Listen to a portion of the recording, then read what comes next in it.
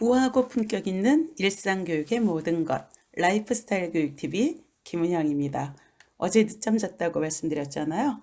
그래서 어제 하루 종일 일하고 6시 반부터 잔 것 같아요. 그랬더니 2시 전에 저절로 눈이 떠지더라고요. 그래서 지금은 느긋하게 커피도 마시고 그리고 책 읽을 준비를 천천히 하다 보니까 어제 주역에서 읽었던 중지공괴의 한 대목이 생각이 나더라고요. 함흥광대하야 품물이 함영하나니라. 머금으며 넓으며 빛나며 커서 만물이 다 형통하느니라 라는 뜻이라는데요. 머금으며 넓으며 빛나며 커서 만물이 다 형통한다. 어찌 보면 이 독서의 모든 그 활동이 다 이렇지 않나. 책을 읽는다는 것 자체가 그런 생각이 들었습니다. 책 자체가 어찌 보면 그 한 사람의 그 생각과 뭐 라이프 스타일 이러한 것들을 다 머금고 있는 거잖아요. 그리고 또 그 하나를 통해서 무엇인가 다 연결이 되어지고 그리고 빛나고 그리고 또 언젠가는 스스로의 그 삶의 하나의 지혜를 얻어서 형통하기도 하고 맞는 이야기인지 모르겠는데 어쨌든 되게 많이 와닿는 그윽한 말이었어요. 그래서 다시 한번 더 읽고 우리가 시작하도록 하겠습니다. 머금으며 넓으며 빛나며 커서 만물이 다 형통하느니라. 저의 이 북튜브도 바로 이렇게 빛이 나는 북튜브가 될 수 있도록 노력을 한번 해보도록 하겠습니다. 우리 어제 리사 펠드먼 베럿의 감정은 어떻게 만들어지는가 책을 읽었는데 바로 이 책의 주요 핵심은 우리는 스스로 감정을 구성하는 설계자다라는 내용이었다고 말씀을 드렸습니다. 오늘은 신체 예산을 관리하는 생활 습관 부분을 읽어보도록 하겠습니다. 무엇보다도 저 자신에게 많은 지혜를 줄 그러한 부분인 것 같아요. 저야말로 신체 예산 정말 밸런스 없이 그냥 막 몰아붙이거든요. 자, 그럼 한번 읽어보도록 하겠습니다. 신체 예산을 관리하는 생활 습관. 평소에 불쾌감이 떠나질 않는 사람들의 상당수는 약을 복용한다. 미국에서 소비되는 모든 약품의 30%는 각종 스트레스를 처치하기 위한 것이다. 만성 스트레스에 시달리는 사람들의 경우 뇌의 평소 예측이 신체의 실제 경비에 맞게 조정되어 있지 않다. 이는 뇌에서 이 비용을 잘못 산정하기 때문일 가능성이 높다. 그래서 비참한 기분에 빠져 약을 먹거나 알코올에 의지하거나 아편제 같은 불법 약물에 손을 대게 된다. 그렇다면 뇌의 예측이 현실적으로 조정되고 신체 예산이 균형을 유지하기 위해 당신이 실제로 할 수 있는 것은 무엇인가?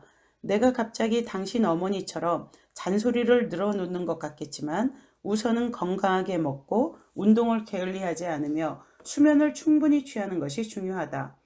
다시 한번요. 건강하게 먹고 운동을 게을리하지 않고 수면을 충분히 취하는 것. 어제도 잠깐 말씀드렸죠. 물론 빤하고 캐캐 묵은 얘기처럼 들릴 것이다. 그러나 안타깝게도 생물학적으로 볼 때 다른 대체물은 없다. 신체 예산도 재무 예산과 마찬가지로 견고한 토대 위에 있어야 관리하기도 쉬운 법이다. 당신이 아기였을 때는 당신의 보호자가 당신의 신체 예산을 전적으로 관리했다. 그리고 당신이 성장함에 따라 당신의 예산을 관리하는 책임은 점차 당신에게로 이전되었다. 오늘날 당신의 친구나 가족이 약간 거둘 수는 있겠지만 당신의 영양 상태를 관리하는 것은 상당 부분 당신의 책임이다. 그러므로 최대한 노력해서 채소를 많이 먹고 정제 설탕과 나쁜 지방과 카페인을 가급적 줄이고 활기차게 규칙적으로 운동하고 잠을 충분히 자라. 그러므로 최대한 노력해서 저 자신부터 알아야 되겠네요. 채소를 많이 먹고 정제 설탕과 나쁜 지방과 카페인을 가급적 줄이고 활기차게 규칙적으로 운동하고 잠을 충분히 자라. 네, 저도 새벽 커피를 끊어보도록 노력하도록 하겠습니다. 이 조언이 당신 삶의 구조와 습관을 크게 바꾸지 않으면 불가능해 보일지 모른다. 일부 사람들은 정크푸드와 과도한 텔레비전 시청과 주류 문화 속 다양한 유혹을 이겨내는데 어려움을 겪는다. 그런가 하면 겨우 끼니를 이어가면서 먹어야 할지 아니면 공과금을 내야 할지를 두고 고민해야 하는 사람들에게 생활 방식을 바꾸라는 것은 사치일지 모른다. 그러나 당신이 할 수 있는 것을 하면 된다. 과학적으로 볼 때 건강한 음식, 규칙적인 운동, 충분한 수면이 균형 잡힌 신체 예산과 정서적 건강을 위한 필요 조건이라는 것은 너무나 명백하다. 신체 예산의 부담이 만성적으로 지속되면 다음 장에서 보게 될 것처럼 다른 많은 질병이 발생할 위험이 그만큼 커질 수밖에 없다. 그 다음으로 시도할 수 있는 것은 당신이 할 수 있는 범위 안에서 신체적 안락감을 조절하는 것이다. 연인이나 가까운 친구로부터 또는 마사지 치료사로부터 마사지를 받아보라. 인간의 접촉은 건강에 유익하다. 코로나 시대에 우리에게 많은 생각을 하게 하는 부분이네요. 제가 문득 생각했는데요.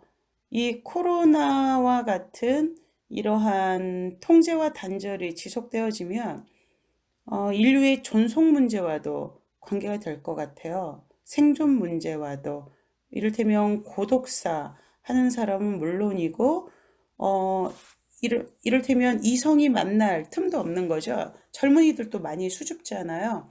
그렇게 되면은 인간이라는 종족 자체가 앞으로 진화는 물론이고 존속하는 것이 어렵지 않겠나라는 생각이 들었습니다.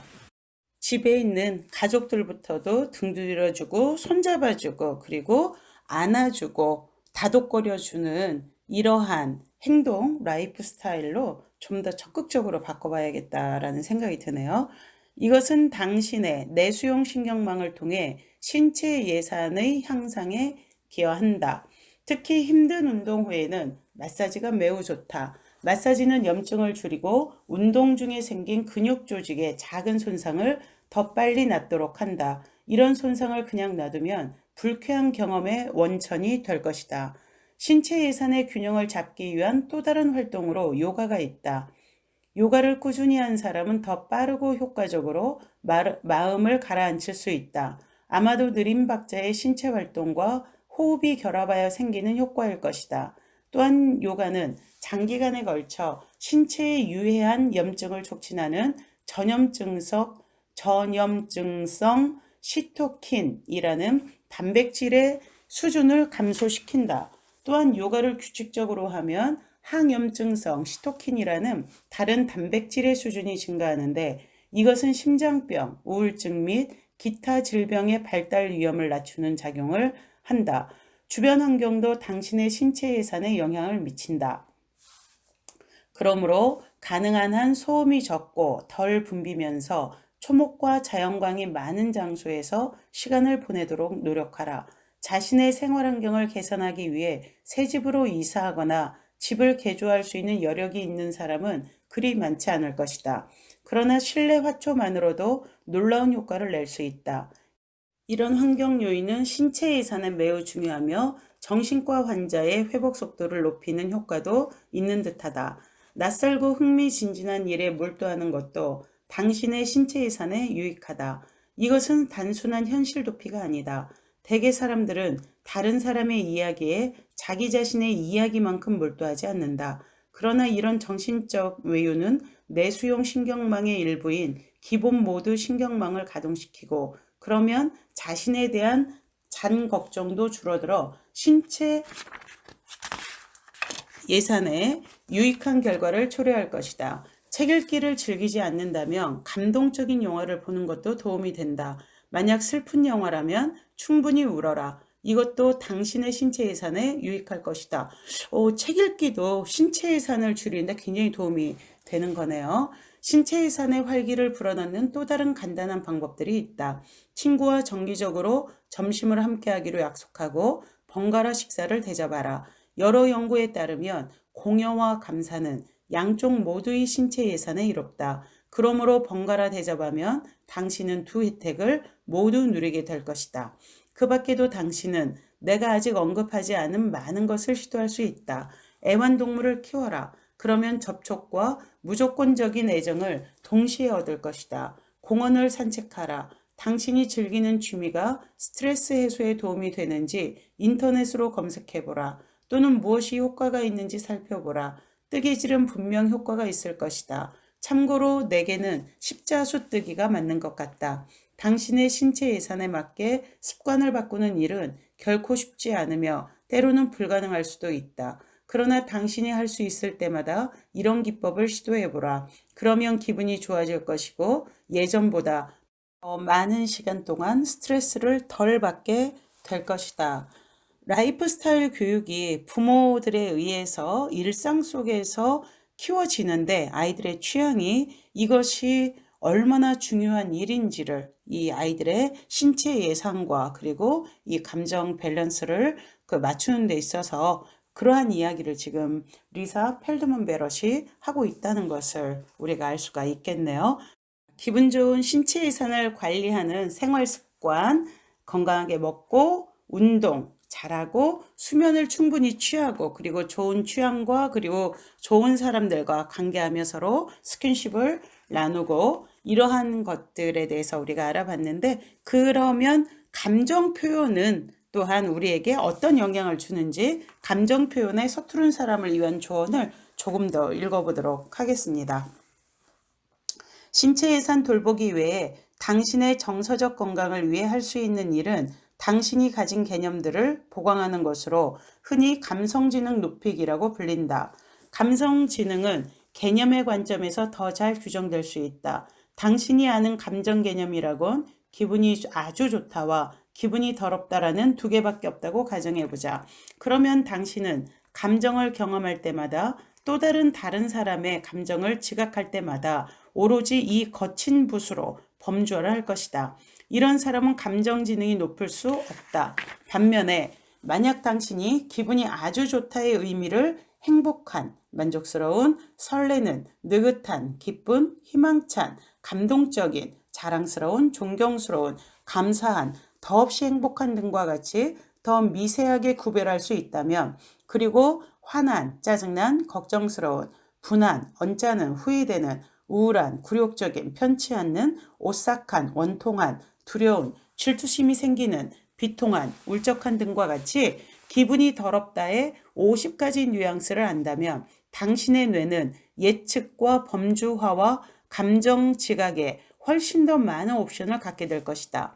따라서 당신은 더 유연하고 효과적인 대처를 위한 도구를 갖추게 될 것이다. 그러면 당신의 감각을 더 효과적으로 예측하고 범주화하게 될 것이며 당신의 행동을 주변 환경에 어울리게 더 잘 조절할 수 있을 것이다. 새로운 감정 개념은 여행, 산책, 독서, 영화 관람, 낯선 음식 체험하기 등과 같은 다양한 방법으로 획득할 수 있다. 다양한 경험의 수집가가 되라. 새로운 옷을 시험하듯이 새로운 관점을 시험하라. 이런 종류의 활동은 당신의 뇌로 하여금 개념 조합을 통해 새로운 개념을 형성하도록 자극할 것이며 개념 체계의 선제적인 변화를 통해 나중에 당신에게 다른 예측과 다른 행동을 가능케 할 것이다. 예컨대 나는 셀로판 포장지나 나무 같은 것도 재활용해야 마땅하다고 생각해 물건을 늘 엉뚱하게 쓰레기통에 버리곤 한다. 그 덕분에 쓰레기 재활용은 늘 남편 댄이 담당한다. 이럴 때면 댄은 나로 인한 추가 노동 때문에 좌절하는 대신에 슈퍼히어로 만화책을 수집하던 어린 시절에 배운 개념을 사용하곤 한다. 지혜로운 남편이네요. 현실을 인정하지 않으려는 나의 헛된 시도를 가리켜 그는 초능력이라고 부르는 것이다. 재미있네요. 이것은 나의 재활용 방식이 희망사항에 불과하다는 의미이다. 이렇게 나의 짜증나는 습관은 그의 입을 통해 애교 있는 기적으로 탈바꿈했다. 정말 지혜롭네요. 새로운 개념을 획득하는 가장 쉬운 방법은 아마도 새 단어를 학습하는 것일 것이다. 중요하죠. 당신은 단어 학습이 정서적 건강에 유익할 것이라고 꿈에도 생각하지 않았을지 모르지만 이것은 구성의 신경 메커니즘에 비추어 볼 때 당연한 것이다. 단어는 개념의 씨앗이 되고 개념은 예측의 원동력이 되며 예측을 통해 신체 이산이 조절되고 신체 이산에 따라 기분이 좌우된다. 따라서 당신의 어휘가 섬세할수록 당신의 뇌는 더 정밀한 예측을 통해 신체 수요에 알맞게 예산을 조절할 수 있다. 실제로 감정 입자도가 더 높은 사람들은 병원을 덜 방문하고 약을 덜 먹고 병에 걸려 입원해 있는 기간도 더 짧다. 이것은 마술이 아니다. 이것은 사회적인 것과 신체적인 것 사이에 경계가 꽉 막혀 있지 않기 때문에 가능한 것이다. 그러므로 새로운 단어를 최대한 많이 학습하라. 당신이 잘 모르는 분야의 책을 읽거나 내셔널 퍼블릭 라디오처럼 사고를 자극하는 방송을 청취하라. 행복한이라는 단어로 만족하지 말라. 환상적인, 황홀한, 감동적인 같은 좀 더 구체적인 단어를 찾아 사용하라. 낙심한 또는 좌절한 느낌과 뭉뚱그려 슬픈 느낌의 차이를 학습하라. 이렇게 관련된 개념들을 학습하다 보면 당신의 경험을 좀 더 섬세하게 구성할 수 있을 것이다. 그리고 당신의 모국어에 있는 단어에 한정되지 말라. 화목한 느낌을 가리키는 네덜란드어 허젤러흐, 중대한 죄책감을 뜻하는 그리스어 에노이처럼 당신의 언어에 없는 개념을 다른 언어에서 찾아보라. 이런 단어들은 당신의 경험을 새롭게 구성하는 또 다른 계기가 될 것이다. 또한 개념을 조합해 사회적 실제를 구성하는 능력을 발휘해 당신만의 감정 개념을 발명해 보라. 작가 제프리 유제니디스의 소설 미들섹스에는 재미있는 개념들이 많이 나온다. 그는 중년에 시작되는 거울에 대한 혐오, 이상형과 자고 난 뒤에 실망감, 웃기네. 미니바가 있는 객실을 얻었을 때의 기대감과 같이 한 단어로만 명명하지 않는다. 당신도 똑같이 할 수 있다. 눈을 감고 당신이 차를 몰고 가는 장면을 상상해보라. 당신은 살던 곳에서 아주 멀리 떠나왔으며 다시는 결코 돌아가지 않을 것이라는 점을 알고 있다. 감정 개념을 조합해서 이럴 때의 느낌을 표현할 수 있겠는가? 만약 당신이 이 기술을 매일 동원할 수 있다면 당신은 더욱 예리하게 다양한 상황에 대처하고 다른 사람에게도 더욱 공감을 느낄 수 있을 것이며 향상된 기술로 갈등을 무마해 사람들과 더욱 사이좋게 지낼 수 있을 것이다. 제가 왜 웃음이 폭발했냐면 저희 이상형이 박진영이거든요. 요즘에 나랑 바꾸자인가? 나와 바꾸자인가? 그 노래로 아주 뜨고 있는데 이 박진영이 처음 데뷔했을 때부터 박진영과 손을 잡고 아주 이 메타세콰이어 숲과 같은 그러한 가로수길에 벤치에 앉아서 같이 그냥 그대로 그 풍경과 그리고 박진영과 잡은 손의 온기 이것으로서 서로 소통할 수 있다면 뭐 이러한 상상을 했었죠. 근데 지금 다시 생각하니까 지금 박진영을 만나서 메타세콰이어 숲에서 손을 잡고 벤치에 앉아 있을 때 우린 얼마나 많이 서로의 느낌을 공유하고 공감하고 공명할 수 있을까라는 생각이 드네요. 하지만 한번 해보고 싶네요. 네, 여러분 오늘 리사 펠드먼 베럿의 감정은 어떻게 만들어지는가에서 신체선을 관리하는 생활 습관 읽어보았고 그리고 우리가 좀 뒤에 이어서 이 감정 표현에 서투른 사람을 위한 조언에서 이 새로운 단어를 최대한 많이 학습하라 라는 부분까지 같이 공유해 보았는데요. 사실 이 뒤에 당신이 부모라면 자녀의 감성지능 기술이 개발되도록 도울 수 있다라는 부분이 굉장히 많은 도움이 될 것 같아요. 그래서 저는 또 이 교육 쪽으로 굉장히 집중을 하는 사람이다 보니까 여러분들과 그 뒷부분 상당히 좀 분량이 돼요. 그래서 그 부분을 내일 한 번 더 이어서 읽어보도록 하겠습니다. 감정은 어떻게 만들어지는가 생각연구소에서 나왔는데 여러분 이 책 제가 다 읽어드릴 수 없는 게 너무나 안타까워요. 꼭 좀 책을 사서 여러분들 공부하듯이 꼼꼼하게 읽으시면 여러분들의 삶이 행복해지는데 진짜 많은 도움이 될 것 같습니다. 저도 새로운 단어를 써야 되는데 행복한 여러분들의 삶이 아니라 신선한? 아니면 상큼한? 뭐 하여튼 여러분들의 아름다운 삶을 위한 독서 투자가 될 것 같아요. 오늘 같이 읽으면서 책 읽는 게 얼마나 중요한지 다시 한번 느껴보셨으리라 생각이 되어집니다.